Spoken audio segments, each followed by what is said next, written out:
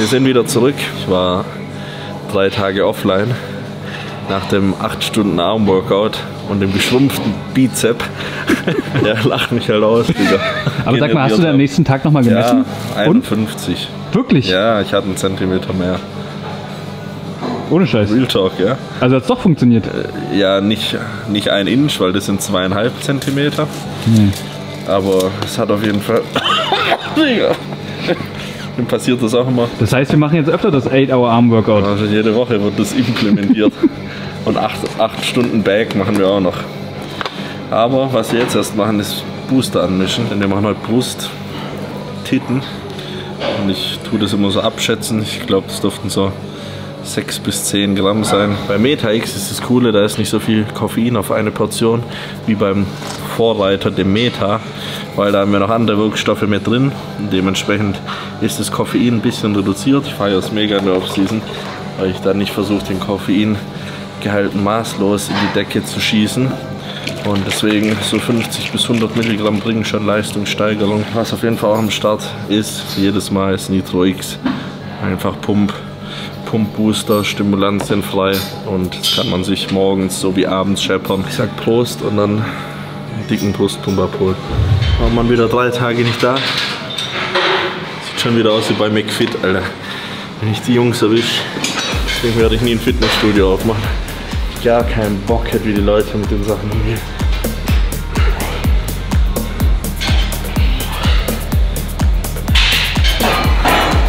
Erste Übung. Klassisches Kurzhantel-Schrägbankdrücken. Aktuell eine sehr präferierte Übung von mir, denn ich empfinde die für extrem gut, um eine massive Brust aufzubauen. Gerade den oberen Anteil mal anzusprechen. Die feiere ich wegzuscheppern, seit ich das erste Mal trainiert habe. Also das Beste. Werde ich immer öfters gefragt. Das beste Brustübung. Kurzhantel-Schrägbank. Wichtig, das Warm-up tatsächlich bei Brust, den ganzen Apparat gerade in der ersten Übung richtig warm zu machen. Viele Leute haben Schulterprobleme oder zecken sich irgendwas an. Deswegen arbeite ich mich da langsam zum Arbeitsgewicht hoch.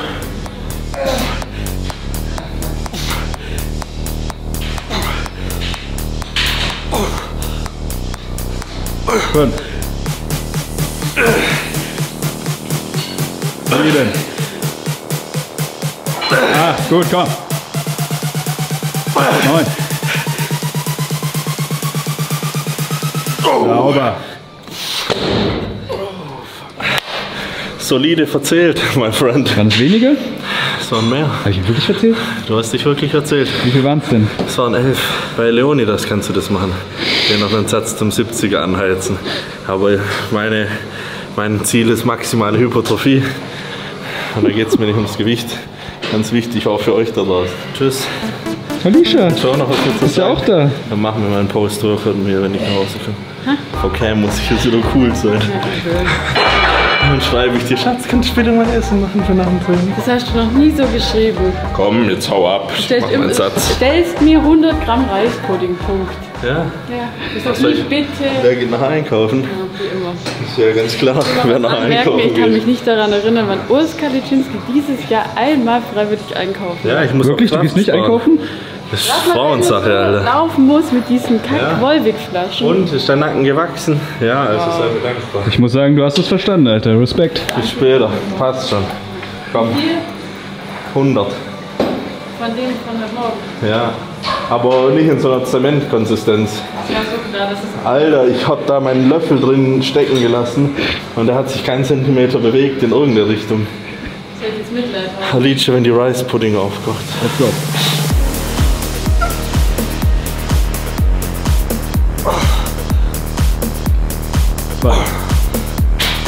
Da. 4. 5. 6. 7. 8. 9. Komm. 10. 11.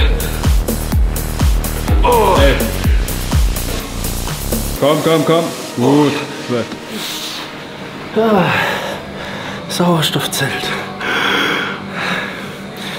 Dummer Fettsack. Denkt sich der ein oder andere Zuschauer jetzt. Ich kann dich beatmen. Ich habe meinen Erste-Hilfe-Kurs gemacht. Was? Bro. Alice ist zwar weg jetzt, aber im äußersten Notfall hast du natürlich meine nächste Wahl. Ne, 2 Sätze sind gut. Wir machen Brustpresse noch Incline. Kann man besser rausarbeiten. Das war jetzt fürs Ego die Übung und für die Klicks. Jetzt machen wir Bodybuilding.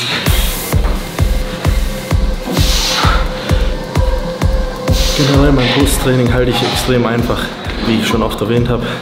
Mein Training sehr, sehr spezifisch geworden ist, warum ich euch auch nicht extrem viel über meinen Split erzähle. Einfach, weil es nicht gut ist, den jetzt nachzumachen, da wie gesagt spezifisch auf meinen Körper abgezielt ist, die Schwachstellen, die ich habe, zu verbessern, die Stärken, die ich habe, gleich zu lassen, beziehungsweise nicht überdominieren zu lassen. Super Maschine. Ich mir eine Brustmaschine aussuchen können, wäre es die Incline Hammer Strength. Dementsprechend aber Brust relativ stark bei mir. Bearbeite ich also nicht mehr mit so viel Volumen. Ich mache wie gesagt 2 bis 3 Sätze pro Übung. Mache so 4 Übungen. Davon jetzt 2 pressende, meistens Incline, also schräg ein bisschen. Und dann gefolgt von der fliegenden. Da mache ich eigentlich immer dieselbe am Kabel mit der Bank, Fleiß, Steppern rein und dann mache ich noch eine pressende, meistens hinterher. Wiederholungsbereich in der ersten Übung, wie eigentlich immer bei mir, außer manchmal bei Rücken oder so, wenn ich so einen Überzug-Gedöns mache, relativ schwer. 6 bis 10 Wiederholungen. Diesmal haben wir mehr gemacht, weil das Gewicht halt nicht ausgereicht hat, aber normalerweise immer die erste Übung schwer. Jetzt gefolgt von ein bisschen leichter, ist immer so ein blödes Wort, aber ein bisschen mehr Wiederholungen und dafür auch gezieltere, also noch gezieltere Bewegung einfach in die Brust rein. Dafür eignet sich eine Maschine perfekt, weil wir nicht diese Ausgleichsbewegungen machen müssen, die aber auch sehr wichtig sind, also nicht nur Maschinen machen. Und dann arbeiten wir weiter, aber hier machen wir jetzt 3 Sätze, scheppern wir weg.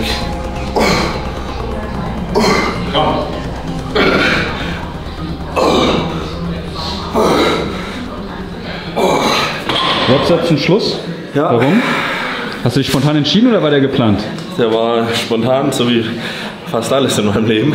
Die letzten Trainings habe ich auch nichts gelockt ins Büchle, ins schöne Büchle, denn ich war unterwegs, wir waren in Spanien, ich war in Polen und da ist immer ein bisschen schwierig, immer andere Geräte, andere Routine und da muss man auch klarkommen, ist ganz wichtig.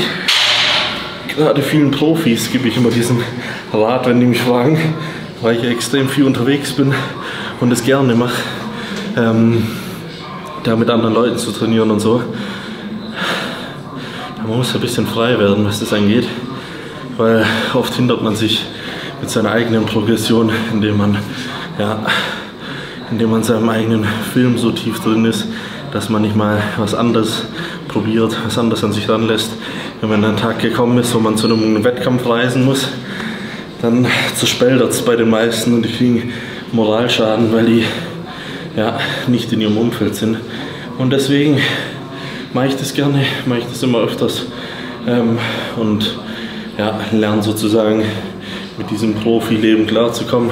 Muss man sich mal überlegen, früher gab es hat mir der Milos Sarcev erzählt, gab es diese Profi-Grand Prix, da bist du halt nach dem Olympia mit dem ganzen, also wie beim Wrestling, so mit dem ganzen Bus, mit der ganzen Gruppe an Athleten, bist du dann von Grand Prix zu Grand Prix geflogen.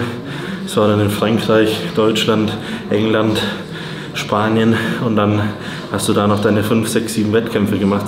Warst also immer woanders, immer in einem anderen Gym, immer anders essen, anderes Klima und ja, die Jungs konnten trotzdem immer gut ihre Form abliefern. Heutzutage verkacken es halt viele, weil die diesen Stress nicht gewöhnt sind und ja, dementsprechend bin ich da immer gern und verlasse die Komfortzone oder verlasse immer gern die Komfortzone Deswegen aktuell die letzten Trainings nicht gelockt sozusagen. Aber sobald ich wieder länger hier bin oder in der Prep bin, wo ich weiß, hey, da bin ich lange an einem Standort oder mal längere Zeit, mache ich das immer ganz gern, um die Progression zu sehen. Ansonsten feuern wir jetzt die nächste Übung, fliegen. Immer nachtreten. Immer. Let's go! Herrlich, die Pause hat mir gut getan tatsächlich. Hätte ich nicht gedacht. Wann habe ich das letzte Mal 3 Tage Pause gemacht? Du bräuchtest mal 3 Wochen Pause, mein Freund. Ja, wollte ich mich um den Kopf schießen, wollte ich mich da. Ganz ehrlich, wer 3 Wochen keinen Sport machen kann. Wie fühlen sich so Menschen, frage ich mich. Also jetzt gar nicht negativ gemeint, aber wie fühlst du dich, wenn du einfach keine Passion hast oder nicht unbedingt Sport, aber keiner Sache, der du mal nachgehst. So. Ich würde mich voll beschissen fühlen, ich weiß nicht.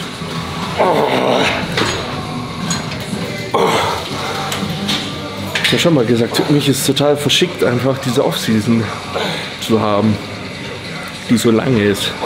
Ich meine, es sind zwar erst 3 Monate, aber für die 8 Monate, die ich sonst ja auf Prep bin, ist es crazy zu sehen, wie die Kraft so hoch geht und wie der Körper einfach nur wachsen will. Das ist schon krass, weil ich mache jetzt nichts Großartiges und ich wiege über 120 und habe jetzt nicht unbedingt extrem viel Fett, Wasser schon ordentlich drin, aber nicht unbedingt Fett, und deswegen mich da wieder runter zu peitschen, das ist auf jeden Fall eine Tortur, aber da müssen wir durch und da habe ich auch Bock drauf. Ich mag die Phase tatsächlich mehr als die Off-Season, sage ich immer wieder. Klar, man kann in der Off-Season essen und so, aber da ist nicht so ein direktes Ziel vor Augen. Und da fällt es einem natürlich schon immer schwerer, auch mir, ja, obwohl ich irgendwie Olympiathlet bin oder so. Das ist auch das, was ich oft den Leuten sage, wenn die mir schreiben, ey, du bist immer motiviert, du machst immer Cardio, immer Training, immer das. Nee, Alter, aktuell die Off-Season ist auch für mich eher so ein Rumtreiben und ja, ich kann einfach auf den Punkt gebracht, ich kann viel fokussierter arbeiten, wenn ich in der Prep bin, viel direkter arbeiten, wie eine Maschine bin ich da. Jetzt bin ich wie so eine menschliche Maschine, aber da ist zu viel Menschlichkeit drin, gerade für meinen Anteil. Hört sich gerade auch komplett asozial an, aber das ist nur mein Real Talk, den ich euch weitergebe. Meine aktuelle Gefühlslage. Fullstack. Ich hab das noch nie gemacht hier. Muss mal gucken. Ich hab mir einfach gerade gedacht, ich mach das jetzt mal.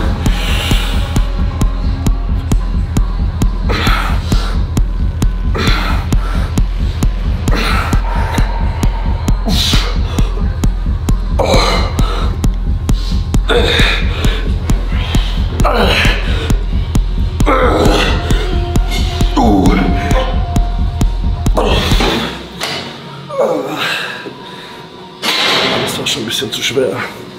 Das sah doch voll easy aus. Ja, aber es geht um die Kontraktion. Das vergessen echt viele. Gewicht bewegen und Gewicht kontrahieren. Ein ganz andere 2 Paar Schuhe. Das habe ich auch in 10 Jahren nicht für meine Arme realisiert, leider. Jetzt habe ich es realisiert und eine 8-Hour-Arm-Workout gemacht.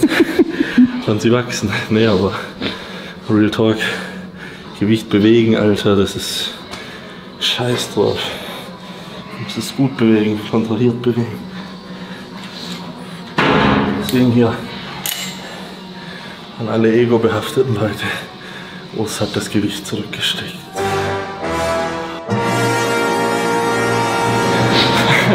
Dafür dicke Titten auf dem Olympia. Fragt mich keiner, wie viel ich gedrückt habe.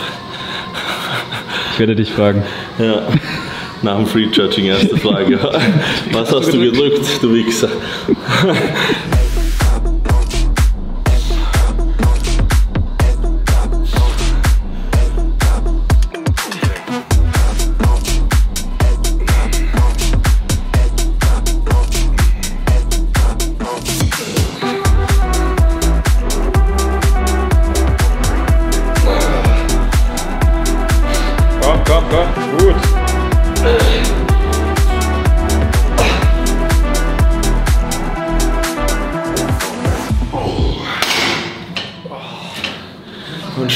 schön 20 plus Wiederholungssatz. 1 Stunde auf dem Thermometer. 60 Minuten. Ich kenne auch die Zeit, wo da 8 Stunden stand. Und 4.500 Kerls, Junge. Ich habe Todeshunger, wenn der Lice jetzt nicht gekocht hat. Dann gibt's jetzt Krieg. Knallt's. Dann knallt's. Bin wieder zu Hause. Wo ist der Reispudding? Alice. Ich dachte, du hast gekocht? Ja, hab ich doch auch in der Küche. Na gut, das ist ja schon wieder hier. Wo soll ich den Zement hier auflegen? Isoway Stracciatella. So ein Scoop. Ja, Lices Chunky Flavor. Nehmen wir das. Jetzt noch ein bisschen was dazu. Ist das nicht ganz schön viel? Ach. Muss schmecken.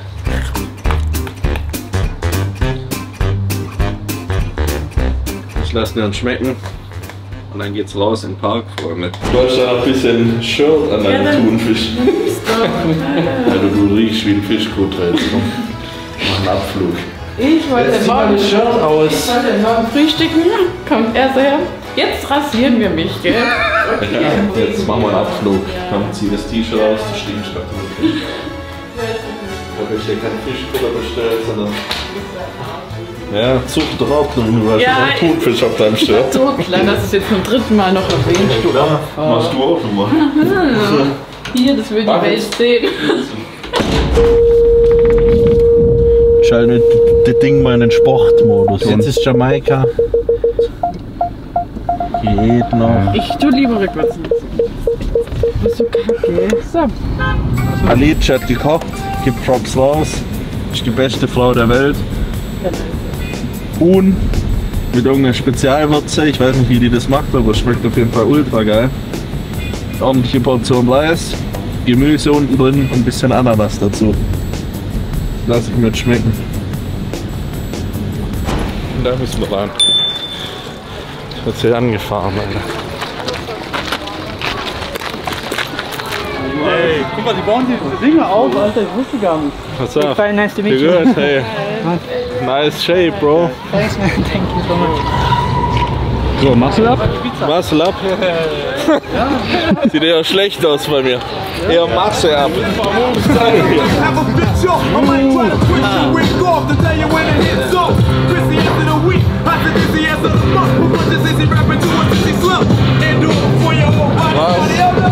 Was, Digga? Papa, nicht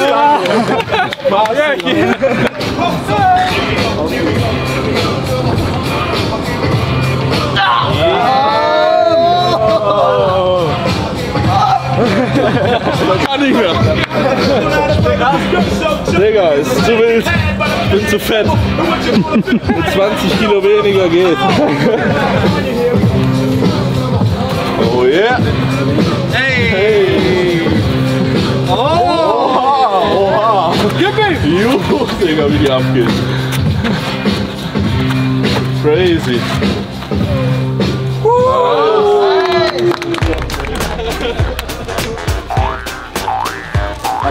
Noch besser als ich. Ja.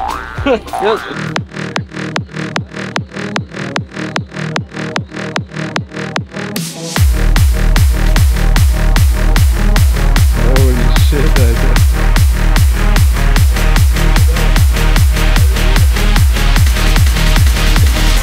Hollowback. Oh shit. Den Hollowback mach ich nochmal, warte.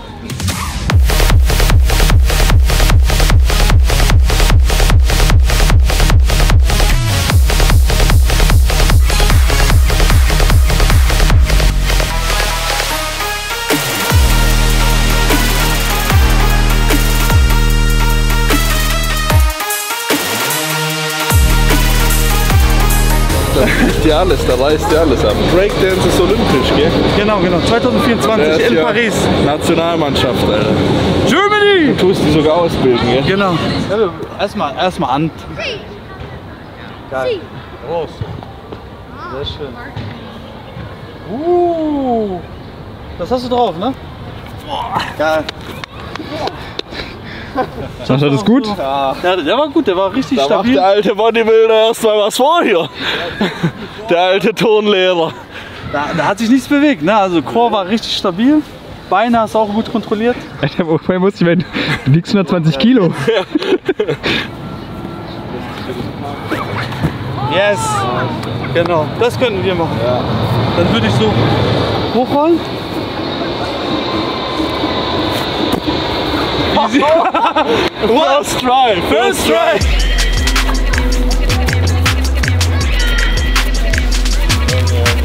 Okay. Junge. Oh.